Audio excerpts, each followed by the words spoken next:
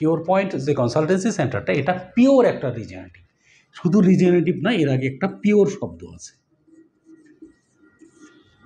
কারণ এটা সমস্ত লজিক মেনটেন করে উন্নত বিশ্বে যেটা দেওয়া হয় সেই জাতীয় ট্রিটমেন্ট দেওয়া হয়। আপনারা মিলিয়ে নেবেন, অন্য সেন্টার থেকে যদি কখনো রিজেনারেটিভ নেন, তারা দেখবে যে কি সুন্দর করে ড্রাগস ইউজ করেছে। সো কিওর পয়েন্ট কনসালটেন্সি বা আমি যে ট্রিটমেন্টটা দিচ্ছি সেটা কিন্তু এই ধরনের বোকামি করছি না। এক্ষেত্রে কী দিচ্ছি? হোমিওপ্যাথি দিচ্ছি। আসসালামু আলাইকুম। আজকের টপিক হচ্ছে কম্বাইন্ড ট্রিটমেন্ট। কম্বাইন্ড ট্রিটমেন্টে বর্তমান এই শতাব্দীতে একটা যুগান্তকারী ডিমান্ডেবল ট্রিটমেন্ট। মোনো ট্রিটমেন্ট বা একক ট্রিটমেন্ট থেকে কম্বাইন্ড ট্রিটমেন্টের অনেকগুলো বেনিফিট পাওয়া যায়। মানে আমরা ধরতে পারি যে ধরুন একটা ক্লাস্টার বোমা মারার মতো, একের পর এক, অথবা ওই যে একসাথে 28টা গুলি বের হয়, এরকম একটা অস্ত্র মানে বের হতেই আছে। এটা না কাজ করলে আরেকটা করবে, আরেকটা না করলে আরেকটা করবে, অথবা সমন্বিতভাবে একটা পাওয়ারফুল কাজ করবে। বর্তমানে যে রোগের ব্যবস্থাপনা, এগুলাতে আসলে কম্বাইন্ড ট্রিটমেন্ট ছাড়া খুবই ভালো ট্রিটমেন্ট করা খুবই মুশকিল। রিজেনারেটিভের সাথে আমি কী কম্বাইন করি, এখানে আমি এটার একটা আজকে বর্ণনা দিব, এবং আপনারা বুঝবেন যে এই কম্বাইনটা কেন এবং খুবই যুক্তিযুক্ত কেন। অন্য ট্রিটমেন্টও দিতে পারতাম। আমাদের দেশে যারা রিজেনারেটিভ কিছু জায়গায় চালু হয়েছে, দুর্ভাগ্যবশত আমাদের জাতির তারা কম্বাইন ট্রিটমেন্ট করে হচ্ছে অ্যালোপ্যাথিক বা ড্রাগস ইউজ করে। আমি এটা করি না। কেন করি না? এটার মেন যুক্তিটা কি হতে পারে এবং আপনাদের জন্য এটা কী বেনিফিট হবে, টুডে আজকে এটা আলাপ করব। ধরুন আমার কাছে পেশেন্ট আসলো, আমি রিজেনারেটিভ দিলাম।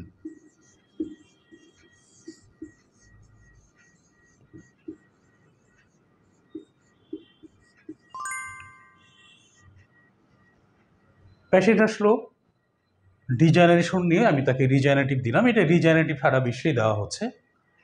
এটা একটা আলাদা ডিপার্টমেন্ট এবং আলাদা ট্রিটমেন্ট যেটা তৈরি করা হয় এবং ইমিউনিটি বাড়ে এবং রোগটা 100% নির্মূল হয়। রিজেনারেটিভ ট্রিটমেন্টে একদিকে যেমন ক্ষয়পূরণ হয়, আরেক দিকে ক্ষয় প্রতিরোধ হয়। তাহলে একদিকে কিউরেটিভ অপশান আছে, আরেকদিকে প্রিভেন্টিভ অপশান আছে, দুটোই রিজেনারেটিভে ভরা। এখন যারা যেসব পেশেন্ট এখানে আসে ট্রিটমেন্ট নেওয়ার জন্য, তাকে আমরা রিজেনারেটিভ দেওয়ার আগে বড় ধরনের সমস্যা সমাধান করতে হয়, যেটি হচ্ছে তার ডিজিজ কন্ডিশন থাকে। কি কি থাকে? ধরুন তার স্টোমাক আপসেট আছে, এটা প্রায় 99%, 95%-এরও বেশি। তার অ্যাসিডিটি আছে, অ্যান্ড অ্যাসিডিটি যদি থাকে তাহলে তার খাদ্য থেকে ভালো নিউট্রিয়েন্ট পাবে না এবং তার পায়খানা রিলেটেড ঝামেলা হবে, তার বাইল তার হজমজনিত সমস্যা হবে। এতে কি হলো, তার বডিতে পুষ্টিগুলো ইরেগুলার হয়ে গেল এবং তার বডিটা আস্তে আস্তে ডিজেনারেশনটা বাড়ছে।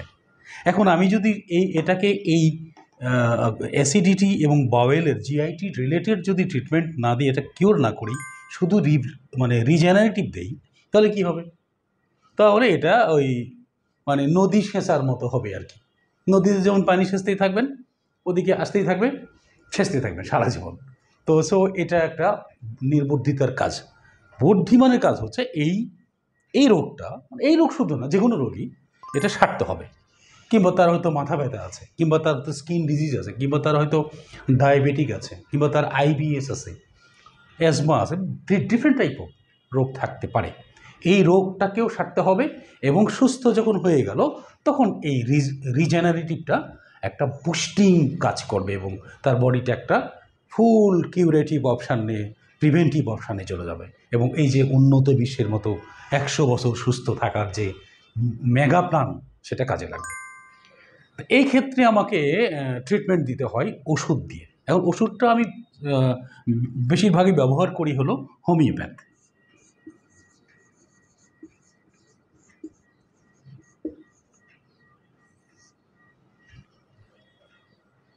এই জায়গাতে যদি আমি অ্যালোপ্যাথ ব্যবহার করতাম অ্যাসিডের জন্য বা যে কোনো রোগের জন্য, তাহলে কি হতো? অ্যালোপ্যাথরা মানে যারা ড্রাগস লেখে, তারা কিন্তু এখানে আগে দিত H2 ব্লকার, অর্থাৎ হিস্টামিন ব্লকার দিত যাতে করে অ্যাসিডটা বন্ধ হয়। এখন ম্যাক্সিমাম দেয় হলো PPI, PPI, proton pump inhibitor. তো প্রোটন পাম্প বন্ধ করলে এখানে অ্যাসিড, এই ফান্ডাস থেকে অ্যাসিডটা পড়বে না, ফলে তার অ্যাসিড সিক্রেশনটা কমে গেল এবং তার যে ফিলিংসটা অ্যাসিড হলে যে বা হার্ট বার্নিং হয়, অস্থিরতা হয়, জ্বলাপোড়া, এগুলো থাকলো না। পেশেন্ট মনে করলো যে ভালোই তো আছি।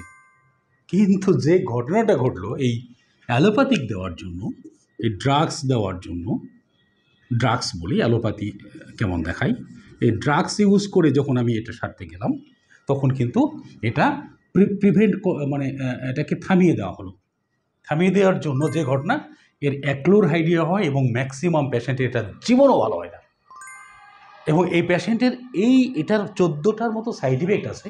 এই সাইড ইফেক্টে পেশেন্ট আরও অনেকগুলো কমপ্লিকেশন নিয়ে হাজির হয়। তাহলে এখানে যদি এটাই পেশেন্টকে যদি এই PPI দেই, অর্থাৎ ড্রাগস ইউজ করি, আর এটা দেই এবং তার সাথে রিজেনারেটিভ দেই, তাহলে কোনো কাজ হবে? কখনোই কাজ হবে না, কারণ এটা তো ভালোই হলো না। তখন তার বডিতে আরও মাল্টিপল কমপ্লিকেশন, এবং এটা একটা ফেক ধরনের ট্রিটমেন্ট। এই জন্য বলা হয় এই সেন্টারটা, কিওর পয়েন্ট যে কনসালটেন্সি সেন্টারটা, এটা পিওর একটা রিজেনারেটিভ। শুধু রিজেনারেটিভ না, এর আগে একটা পিওর শব্দ আছে, কারণ এটা সমস্ত লজিক মেনটেন করে উন্নত বিশ্বে যেটা দেওয়া হয় সেই জাতীয় ট্রিটমেন্ট দেওয়া হয়। আপনারা মিলিয়ে নেবেন, অন্য সেন্টার থেকে যদি কখনো রিজেনারেটিভ নেন, তারা দেখবে যে কি সুন্দর করে ড্রাগস ইউজ করেছে এই তার অ্যাসোসিয়েটেড যে রোগগুলো আছে সেটা নির্মূল করার জন্য বা সেটাকে কন্ট্রোল করার জন্য, নট কিওর। এটা একটা নদী সেচা, আবারও রিপিট করছি, নদীর পানি সেচার মতো অবস্থা হবে। সো কিওর পয়েন্ট কনসালটেন্সি বা আমি যে ট্রিটমেন্টটা দিচ্ছি সেটা কিন্তু এই ধরনের বোকামি করছে না। এক্ষেত্রে কী দিচ্ছি? হোমিওপ্যাথি দিচ্ছি।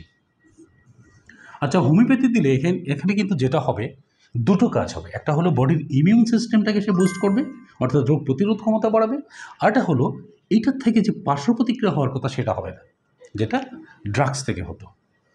এবং এই যে অ্যাসিড রিলেটেড যে ঝামেলাগুলো একটু ফুল কিওর হয়ে যায় এই সেন্টার থেকে।